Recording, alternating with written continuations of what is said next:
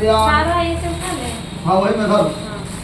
श्रृंगार 16 श्रृंगार है तो हाथ में पर्वै नाना इदम वस्त्रोपरि वस्त्रम नानाविध श्रृंगार सामग्र्याणि समर्पयामि। नमो गौरवे नमः पार्वत्यै नमः गौरी शंकराभ्यां नमः।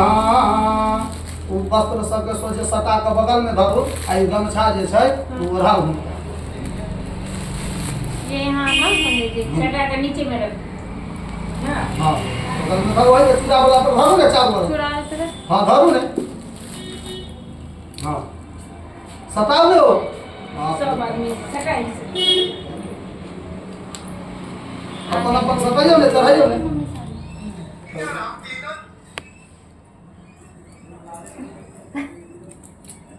आगे हमारे कैमरामैन पंडित जी आपको मिला पैसा चाहिए ये मेरा नीचे रखो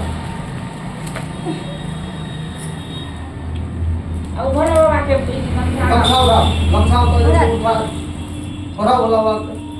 हाँ चलो गमछा बस मोरले के आइयो पते न मोर। हाँ मोर नहीं कर रहा ऐसे। हाँ कर दिया यहाँ लोग रोके जीते ना कलर पर गर्दन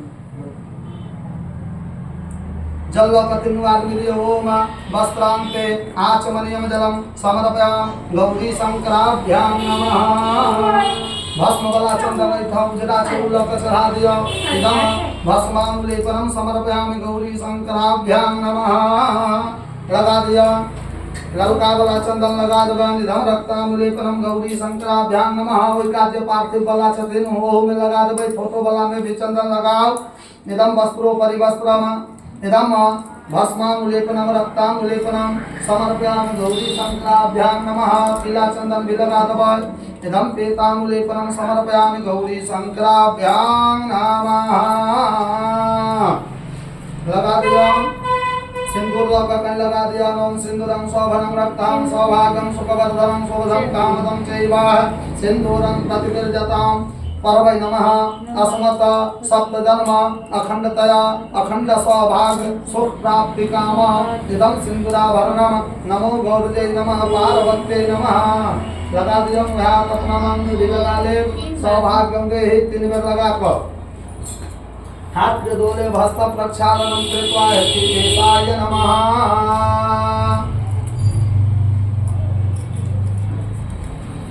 लगा दियो तत्नमं हाथ धो दियो हेतिकेशाय नमः। अक्षत लगा दियो ओम हाथ दो कर दियो। बोला बाबा ऐसे ना मोटा उठाइए बैठाइए जा दिक्कत हो जाएगी क्या चलाना नीचे अक्षत लगा दिया। ओम निदमक्षतम गौरी शंकराभ्यां नमः। 3 बार चढ़ाओ। ओम निदमक्षतम गौरी शंकराभ्यां नमः। ओम निदमक्षतम गौरी शंकराभ्यां नमः। दूभी लगा दिया। ओम महा दूभिलिया 3 आदमी अक्षत भाग ले दूभिलिया। ओम महा एतानि दुर्वादनानि गौरी शंकराभ्यां नमः। बेलपात लगा 3 आदमी दिया। ओम महा एतानि बिल्वपत्राणि एतानि बिल्वपत्राणि गौरी शंकराभ्यां नमः। और देखबे न करियो बुझियो ने 3 पत्ता छोड़ा दर्शन किया करे माला हाँ भांग के पत्ता हो गया दिया 3 आदमी एकदम हरित विद्या पत्रम समर्पयामि। गौरी शंकराभ्यां नमः। चला दियो सब भांग। हाँ अब हम चलाओ एकदम हरित विद्या पत्रम गौरी शंकराभ्यां नमः। माला लगा दिया। ओम माल्यादिने सुगंधे माल्यादिने में प्रभव मया हृदयानि पुष्पाणि पूजार्थं प्रतिगृह्यताम्। इदं पुष्पमाल्यं समर्पयामि। गौरी शंकराभ्यां नमः। पहला ये बहन का लिया एगो फोटो पर लिया ऊपर ध्यान एगो इनका कर लिया पार्थिव पर।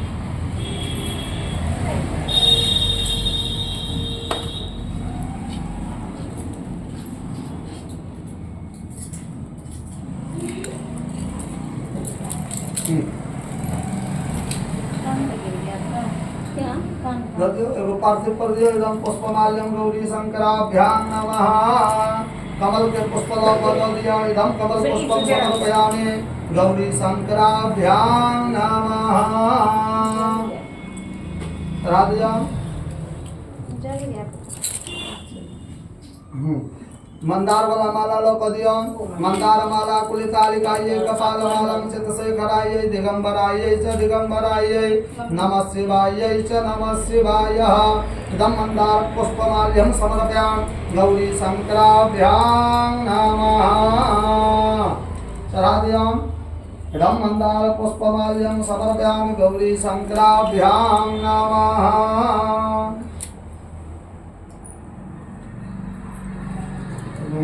अब वो फूल चढ़ा न दियो वो ना ये हम मंडार यहाँ पुष्प जे छै धतुरो वाला फूल है लियो ओम महामंदार माला कुलिकालिकाये कपाल मालम चित कराये दिगंबराये च दिगंबराये नमः शिवाये च नमः शिवाय नमः शिवाय इदं महाकनक मंदार पुष्पाणि सफलानि समर्पयामि गौरी शंकराभ्यां नमः चढ़ा दिया हाँ हाँ अच्छा चलो फल वाला डाली लिया उमर से फल लिया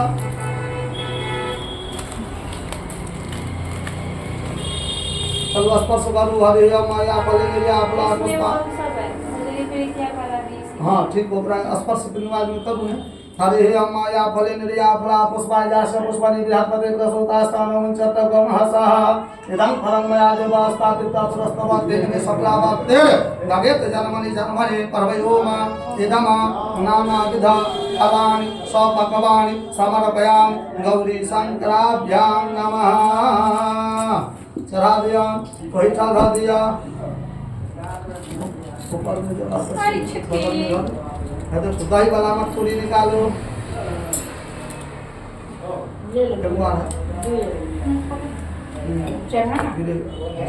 हरे मादधिक्रावानो कार्यक्रम जिष्णु रसवादिना सुरभिनाम आयुधम कितारिकतः इदं दध्यां समर्प्यामि गौरी शंकराभ्यां नमः ऊपर धर दिया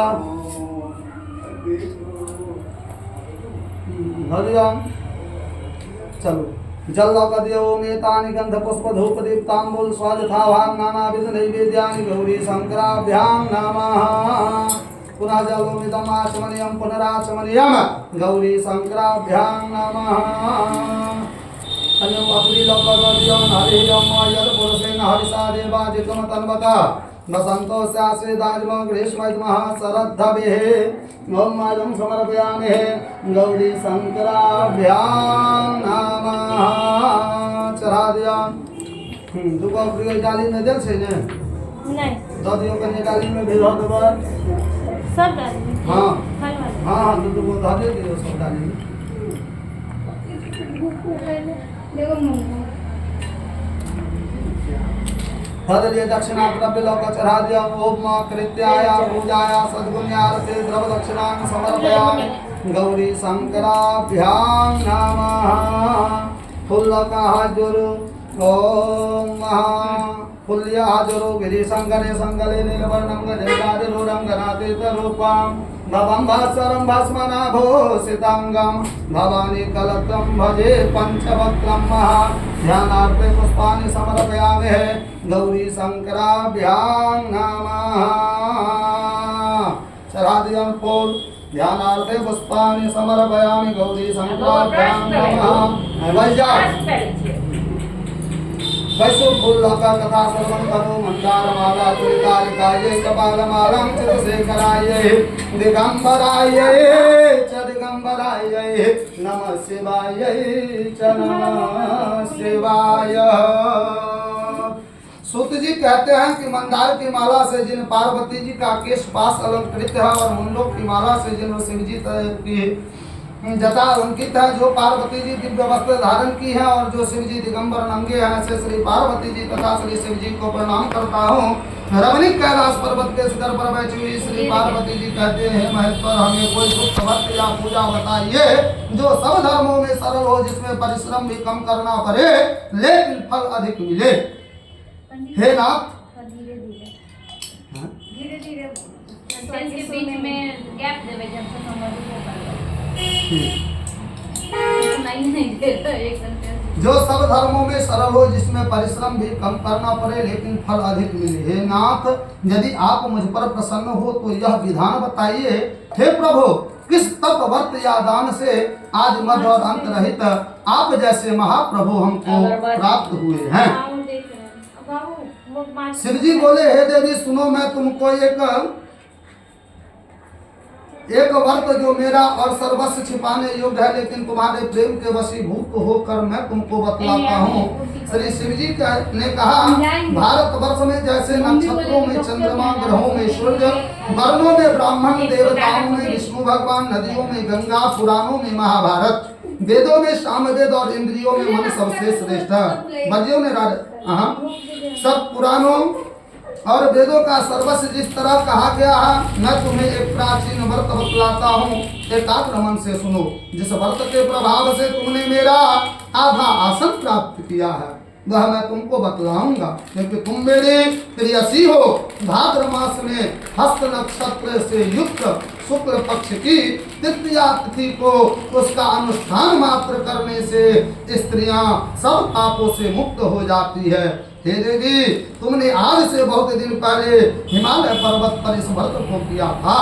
यह वृत्तांत मैं तुमसे कहूंगा। पार्वती जी ने पूछा, हे नाथ, मैंने क्यों यह व्रत किया था? यह सब आपके मुख से सुनना चाहते हो।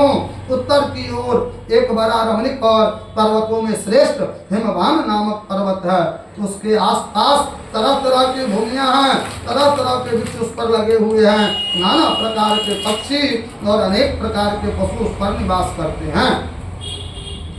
वहां पहुंचकर गंधर्वों के साथ बहुत से देवता, सिद्धि चरण, पक्षीगण सर्वदा प्रसन्न मन से विचरते हैं।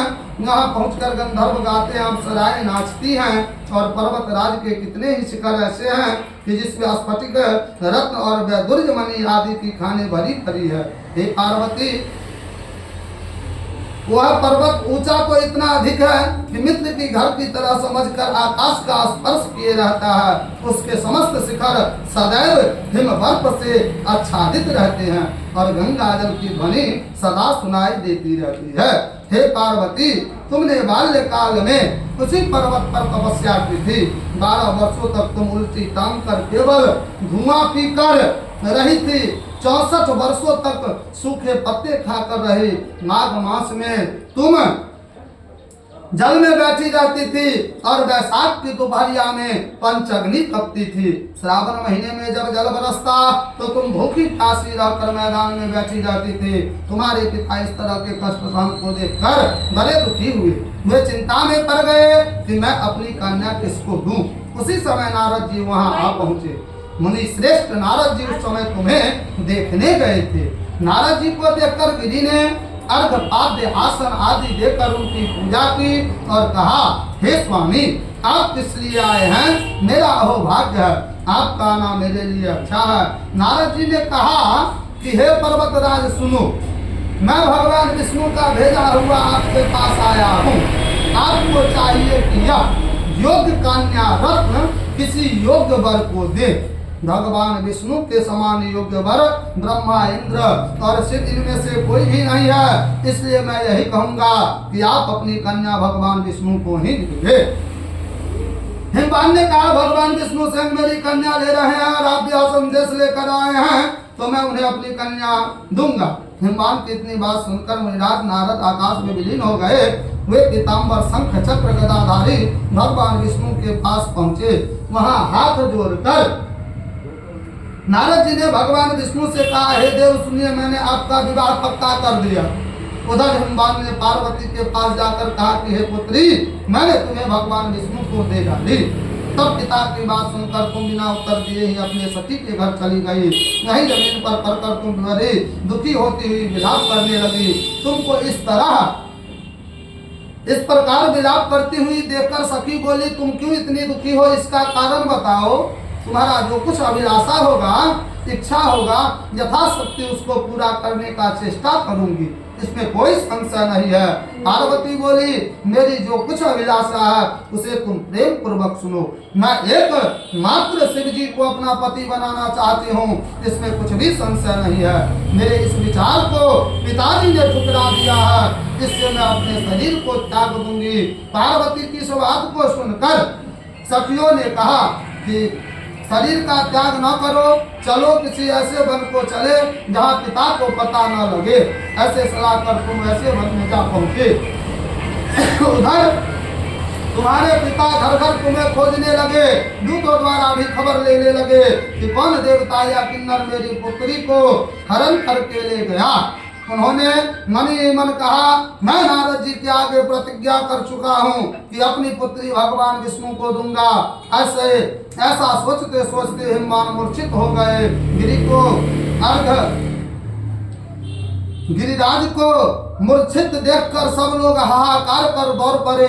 जब होश हुआ तो सब पूछने लगे कि गिरिराज, आप अपने मूर्छा का कारण बताइए। हिमवान ने कहा, आप लोग मेरे दुख का कारण सुने, ना मालूम कौन मेरी कन्या को हरण करके ले गया। ऐसा नहीं हुआ तो उसे किसी काले सर्प ने काट लिया या सिंह खा गए होंगे। हाय हाय, मेरी बेटी कहाँ गई? किसी दुष्ट ने मेरी पुत्री को मार डाला। ऐसा कहते हुए वायु के झोंके से कांपते हुए वृक्ष के समान कांपने लगे। इसके बाद हिमवान में वन वन खोजने लगे। वह वन भी सिंह भालू हिंसक जंतुओं से बड़ा भयानक हो रहा था। तुम भी अपनी सखियों के साथ उस भयानक वन में चलती चलती एक ऐसी जगह जा पहुंचे जहाँ एक नदी बह रही थी। उसके रमणीक तट पर एक बड़ी सी कंदरा थी। तुमने उसी कंदरा में आश्रम बना लिया और मेरी एक बालकामयी प्रतिमा बनाकर अपनी सखियों के साथ निराहार रहकर मेरी आराधना करने लगी। जब भाद्र मास शुक्ल पक्ष की हस्त युक्त तृतीया तिथि प्राप्त हुआ तब तुमने मेरा विधि पूर्वक पूजन किया और रात भर जागरण कर गीत वाद आदि से मुझे प्रसन्न करने में बिताया। उस वक्तराज के प्रभाव से मेरा आसन डगमगा उठा, जिससे मैं तत्काल उस स्थान पर जा पहुंचा जहां तुम अपनी सखियों के साथ रहती थी। वहां पहुंचकर मैंने तुमसे कहा कि मैं तुम पर प्रसन्न हूँ, बोलो क्या चाहती हो? तुमने कहा, मेरे देवता, यदि आप मेरे ऊपर प्रसन्न हैं तो मेरे पति बने। मैंने तथास्तु कहकर कैलाश पर्वत पर वापस आने पर तुमने वह प्रतिमा नदी में प्रवाहित कर दी और सखियों के साथ उस महाव्रत का पालन किया। हिमवान भी तब तक उस वन में तुम्हें खोजते हुए आ पहुंचे। चारों दिशाओं में तुम्हारी खोज करते करते वे व्याकुल हो चुके थे, इसलिए तुम्हारे आश्रम के समीप पहुंचे तो गिर पड़े। थोड़ी देर बाद जब उन्हें होश हुआ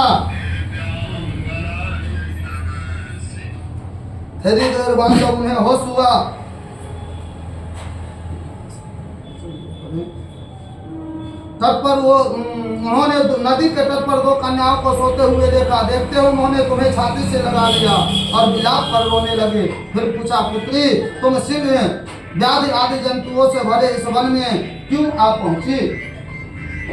पार्वती जी ने उत्तर दिया, है पिताजी, मैंने पहले ही अपने आप को शिव जी के हाथों सौंप दिया था। आपने मेरी बात टाल दी, इससे मैं यहाँ चली आई। हिमवान ने सांत्वना दी कि हे पुत्री, मैं तुम्हारी इच्छा के विरुद्ध कुछ ना करूंगा।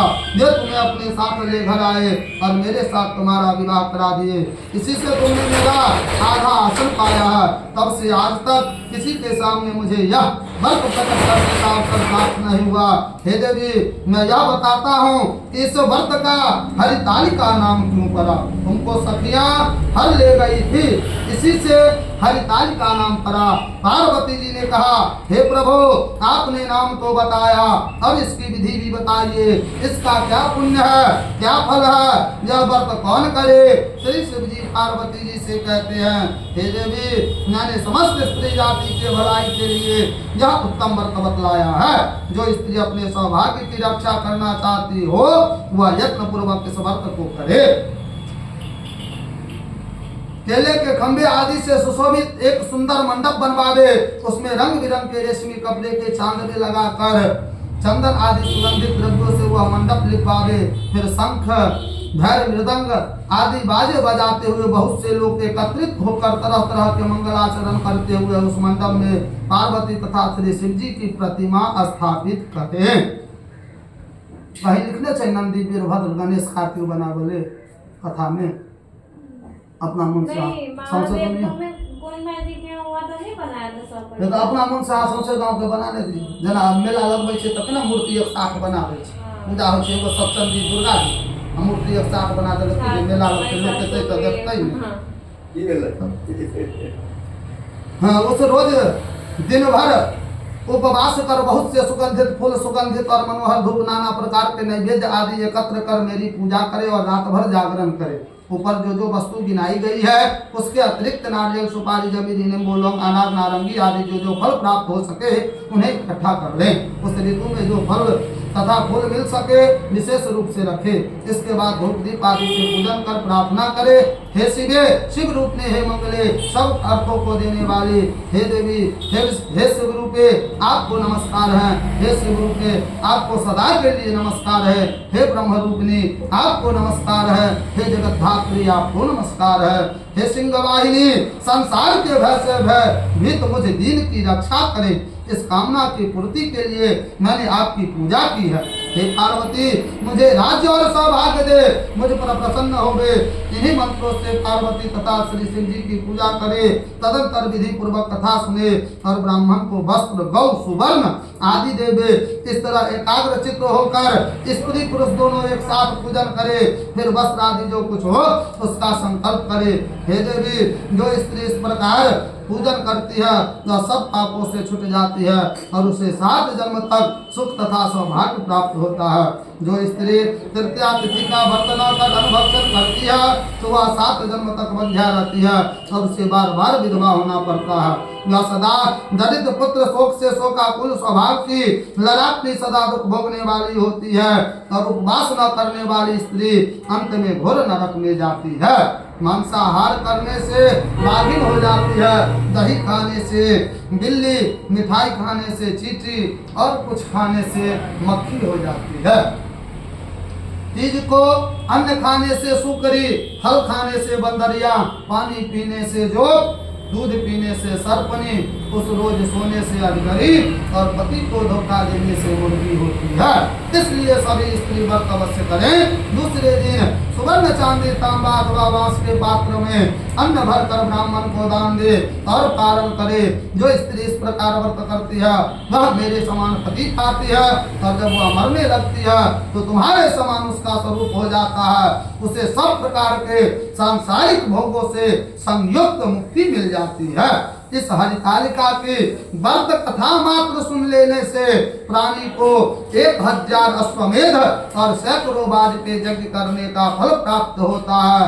हे देवी मैंने यह सब व्रतों में उत्तम व्रत बतलाया जिसको करने से प्राणी सब पापों से छूट जाता है। इसमें कुछ भी संशय नहीं है। से बोलिए गौरी शंकर महादेव की जय। फूल के चढ़ा दिया।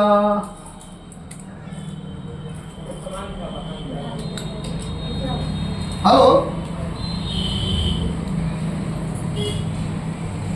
जय हो जय हो जय हरि जय हरि।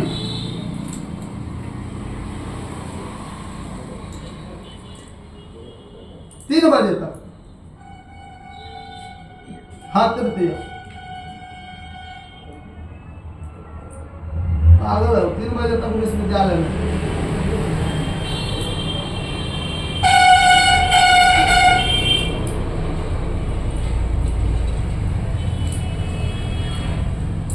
हाँ ठीक है चला देंगे।